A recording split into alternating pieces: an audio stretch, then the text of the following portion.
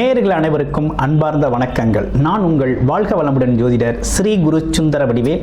இப்போ பார்த்தீங்கன்னா 2025 கார்த்திகை மாத பலாபலன்கள் எப்படி இருக்க போகுது, என்ன செய்யலாம் அப்படிங்கிறதை பற்றி ஒவ்வொரு ராசிக்கும் விரிவாக தெளிவாக நம்ம பார்க்க இருக்கிறோம்.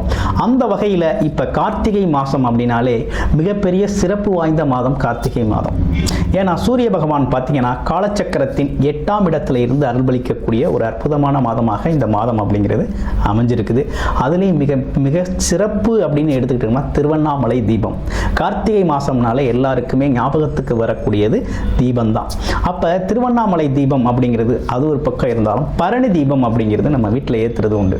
இந்த பரணி தீபம் அப்படின்னு பார்த்தோம்னாக்க நம்மளோட முன்னோர்கள் பித்திருக்கள் சம்பந்தப்பட்ட விஷயத்துக்கும் அதே போல் குடும்பத்தின் மகிழ்ச்சி, சுபிச்சம், செல்வாக்கு, வசதி, லட்சுமி கடாட்சம் போன்ற அனைத்து விஷயங்களுக்குமே பார்த்திங்கன்னா அந்த தீபம் ஏற்றி வழிபாடு செய்கிறது அப்படிங்கிறது வந்து மிக முக்கியமான ஒரு விஷயமாக இருக்குது. அப்போ இந்த கார்த்திகை மாதத்தில் இந்த கார்த்திகை தீபம் அப்படிங்கிறது பார்த்திங்கன்னா கொண்டாடப்பட வேண்டிய மிகப்பெரிய முக்கியமான நிகழ்வாக இது இருக்குது. அதுலேயும் குறிப்பாக திருவண்ணாமலை தீபத்தை பார்க்குறது அப்படிங்கிறது பார்த்திங்கன்னா மிகப்பெரிய புண்ணிய பாக்கியம் அப்படிங்கிறது கிடைக்கும் அப்படிங்கிறதும், அதே போல் முன்னோர்கள் சாப நிவர்த்தி சரியாகும் அப்படிங்கிறதும், திருமணம் சார்ந்த விஷயங்கள், குடும்பத்தின் மகிழ்ச்சி சார்ந்த விஷயங்கள், குழந்தை பாக்கியம் சம்பந்தப்பட்ட விஷயங்கள்லாம் பார்த்தீங்கன்னாக்க வேண்டுதலோடு இந்த திருவண்ணாமலை தீபம் கிரிவலம் சென்று பார்க்கையில் அது அற்புதமாக உங்களுக்கு அங்கே இருக்கக்கூடிய சித்தர்கள் சார்ந்த விஷயங்கள் எல்லோருமே அருள்பளித்து உங்களுக்கு அதற்கான விஷயங்கள் நீங்கள் என்ன நோக்கம் என்ன எண்ணத்திற்காக சென்றீங்களோ அந்த விஷயம் நடைபெறுவதற்கான அருள்பளிக்கக்கூடிய ஒரு அற்புதமான விஷயம் அப்படிங்கிறது இந்த திருவண்ணாமலை தீபம் இந்த கார்த்திகை மாதத்தில் வரக்கூடிய மிகப்பெரிய சிறப்பாக இருக்குது. அடுத்து இப்போ ஒவ்வொரு மாதமும் நம்ம ஒவ்வொரு ராசிக்கும் என்னென்ன விதமான பலன்கள் இருக்குது அப்படிங்கிறதை பற்றி கிரக மாற்றங்கள், கிரக பயிற்சிகள் அதை பொறுத்து ஒவ்வொருத்தருக்கும் ஒவ்வொரு விதமான பலன்களும் நட்சத்திர பலன்களும் சேர்த்து நம்ம கொடுத்துக்கிட்டு இருக்கோம். அந்த வகையில் பார்த்தீங்கன்னா இப்போ இந்த கார்த்திகை மாதத்தில் நடந்திருக்கக்கூடிய கிரக மாற்றங்களால் என்னென்ன விஷயங்கள் உங்களோட வாழ்க்கையில் எது சார்ந்த முயற்சிகள் கை கொடுக்கும், எது சார்ந்த விஷயத்தில் கொஞ்சம் தாமதமாக எடுத்துக்கலாம் அப்படிங்கிறதை பற்றி முழுமையாக விரிவாக நம்ம இப்போ பார்க்க இருக்கிறோம். இப்போ உங்களுடைய ராசிக்கு எப்படி இருக்கும் அப்படிங்கிறத விரிவாக பார்ப்போம். காலச்சக்கரத்தின் முதல் ராசியாக இருக்கக்கூடிய மேசராசி அன்பர்களுக்கு இந்த கார்த்திகை மாதம் என்ன விதமான மாற்றங்கள், முன்னேற்றங்கள் நகல இருக்குது. அது மட்டும் இல்லாமல் இப்போ என்னன்னு பார்த்தீங்கன்னாக்க உங்களுடைய ராசியிலிருந்து இருக்கக்கூடிய கிரக மாற்றங்கள்லாம் எப்படி இருக்குது அப்படிங்கிறத இப்போ பார்க்கலாம். இப்போ உங்களுடைய ராசிநாதன் சொல்லக்கூடிய செவ்வாய் பகவான் பார்த்தீங்கன்னா ராசிக்கு 8ஆம் இடத்துல இருக்கக்கூடிய ஒரு நிலை. அதே நேரத்தில் ஆட்சி பெற்று இருக்கக்கூடிய ஒரு அமைப்பு அப்படிங்கிறது ரொம்ப அற்புதமாக இருக்குது. இரண்டாவது விஷயம் என்னன்னு கேட்டிங்கன்னா உங்கள் ராசியிலேயே பார்த்தீங்கன்னாக்க உங்கள் ராசிக்கு 8ஆம் இடத்துலேயே சூரிய பகவான், அது மட்டும் இல்லாமல் பார்த்தீங்கன்னா புதன் செவ்வாய் அப்படிங்கிற 3 கிரகங்கள் இணைவு பெற்று இருக்குது. ராசிக்கு 7ஆம் இடத்துல சுக்கிர பகவான் ஆட்சி பெற்று இருக்கக்கூடிய அருமையான ஒரு அமைப்பு. ராசிக்கு 5ஆம் இடத்துல கேது பகவான் இருக்கிறார். ஸோ உங்களுடைய ராசிக்கு 11ஆம் இடத்துல ராகு பகவானும், 12ஆம் இடத்துல சனி பகவானும், குரு பகவான் அப்படிங்கிறவர் இவ்வளவு நாளாக 4ஆம் இடத்துல இருந்தவர் இப்போ பார்த்தீங்கன்னா உங்களுடைய ராசிக்கு 4ஆம் இடத்துல இருக்கிறார். அதுவும் வக்ரமும் பெற்று இருக்கிறார். அதுக்கு முன்னால் பார்த்தீங்கன்னா 3ஆம் இடத்துல இருந்தார். இதுதான் கிரக மாற்றங்கள். இந்த கிரக மாற்றங்களுக்கு என்ன விதமான வலிமைகள் இப்போ இருக்குது அப்படிங்கிறத நம்ம பார்க்க போகிறோம். இப்போ மேசராசியை பொறுத்த வகையில் எப்படி இருக்குது அப்படின்னு பார்த்தோம் அப்படின்னு கேட்டிங்கனாக்க மேசராசியை பொறுத்த வகையில் 2 விஷயங்கள். இவ்வளவு நாக ராசிநாதன் அப்படின்னு சொல்லக்கூடிய செவ்வாய் பகவான் பல்வேறு விதமான விஷயங்களில் தலையிட்டு பார்த்தீங்கன்னா கடந்த 6 மாதத்துக்கு முன்னாலெல்லாம் பார்த்தீங்கன்னா ரொம்ப சிரமத்தை சந்திச்சிட்டிங்க. 3 to 6 மாதங்கள் அப்படிங்கிறது ரொம்ப சிரமம். அது மட்டும் இல்லாமல் இப்போ ஒரு முக்கியமான ஒரு விஷயம் என்னென்னா வேலை, உங்களோட குடும்ப வாழ்க்கை எப்படி இருக்கும் அப்படிங்கிறத தான் நம்ம பார்க்க போகிறோம். இப்போ குடும்ப வாழ்க்கை, திருமண வாழ்க்கை எப்படி இருக்க போகுது அப்படின்னா அதுக்கு ரொம்ப ஃபேவரான காலம். இந்த காலம் ரொம்ப அற்புதமாக இருக்குது. ஏன்னா உங்களுடைய ராசியிலிருந்து களத்திரம் அப்படின்னு சொல்லக்கூடிய ஒரு விஷயம் பார்த்தீங்கன்னா உங்களுடைய ராசிக்கிலே பார்வை விழுகுது. அது மட்டும் இல்லாமல் உங்கள் ராசிக்கு இப்போ பார்த்தீங்கன்னாக்க நடப்பில் திருமணம் ஆனவர்கள், குடும்ப பிரச்சனையால் தத்தளிக்கிறவர்களுக்கெல்லாம் பார்த்தீங்கன்னா இப்போ சரியாகக்கூடிய ஒரு நிகழ்வு அமைப்பு அப்படிங்கிறது உருவாயிருக்கு. அன்னோனியம் பிறக்கும். ஒரு அற்புதமான ஒரு அமைப்பு.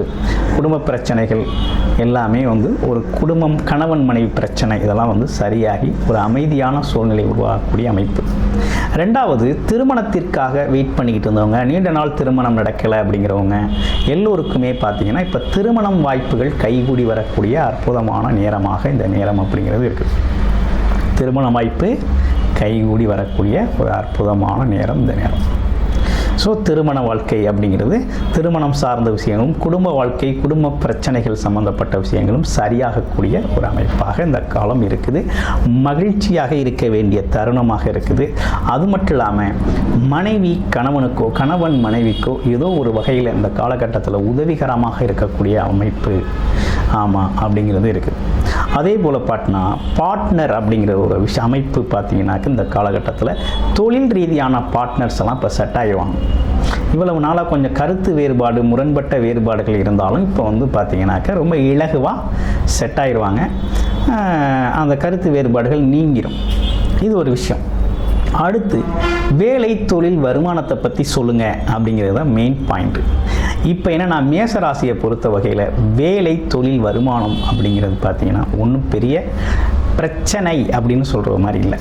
ஏன்னா வேலையில் ஒரு விதமான நெருக்கடிகள் இருக்கும், ஒரு தொந்தரவு இருக்கும். மற்றபடி வேலையில் பார்த்தீங்கன்னா ஒரு அலைச்சல் திருச்சல் இருக்குமே தவிர மற்றபடி வேலை அப்படிங்கிற ஒரு விஷயம் பார்த்தீங்கன்னா ரொம்ப நல்லாவே இருக்குது.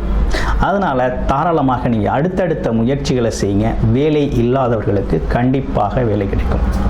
அதே நேரத்தில் வேலையில் இருக்கிறவங்க கொஞ்சம் பொறுமையும் நிதானத்தோடும் போங்க, அவசரப்பட வேணாம். ஏன்னா ராசிநாதன் ராசிக்கு 8ஆம் இடத்துல இருக்கிறதுனால என்னென்னா பழைய விஷயங்களை அவர் அப்படி பண்ணிட்டார், இவர் இப்படி பண்ணிட்டார், அப்போ அவர் இப்படி செஞ்சார், அவர் இந்த வார்த்தையை சொன்னார் அப்படின்னு தேவையில்லாத விஷயங்களை பேசி கிளறி அதன் மூலமாக ஒரு டென்ஷன் ஆகி ப்ரெஷரை உருவாக்கி சண்டை சச்சரவுகளை உருவாக்கிக்கிறது அப்படிங்கிறது வரும்.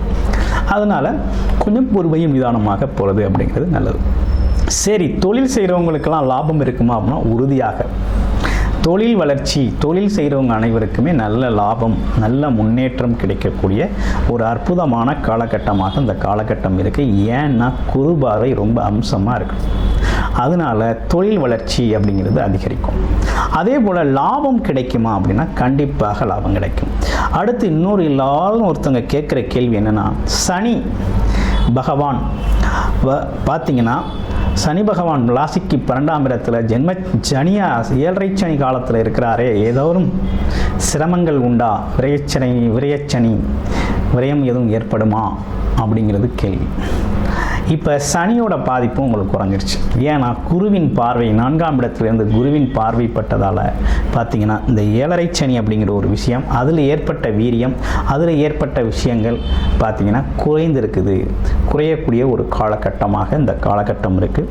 வேலை தொழிலில் இருந்த சிரமங்களும் கொஞ்சம் கொஞ்சம் படிப்படியாக அதில் இருக்கக்கூடிய இன்னல்கள் குறைஞ்சு ஒரு இணக்கமான சூழ்நிலை, மகிழ்ச்சியான சூழ்நிலை அப்படிங்கிறது உருவாகும். ஒரு நல்ல அமைப்பு உருவாயிருக்கு.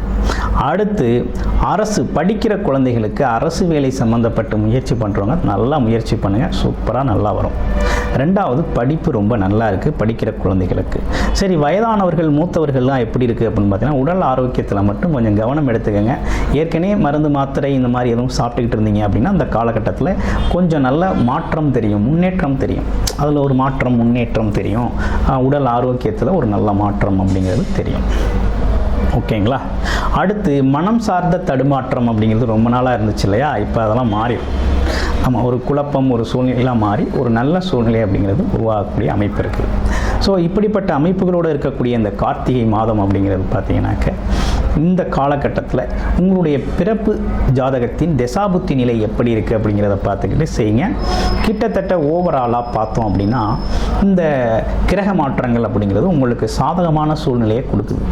உங்களுடைய பிறப்பு ஜாதகம் தசாபுத்தி அமைப்புகள் சரியில்லை அப்படின்னாக்க இந்த சாதகமான அமைப்புகள் உங்களால் பயன்படுத்த முடியாது. தசாபுத்தி அமைப்புகளை பார்த்துக்கிட்டு இந்தந்த சூழ்நிலைகளில் இந்தந்த விதமான முயற்சிகளை எடுத்து இது சார்ந்து நம்ம விஷயங்களில் தலையிட்டு உங்களோட விஷயங்களை சரி செஞ்சுக்கிறதுக்கு ஒரு அற்புதமான அமைப்பாக இந்த அமைப்பு அப்படிங்கிறது இருக்குது. நன்றி, வணக்கம், வாழ்த்துக்கள்.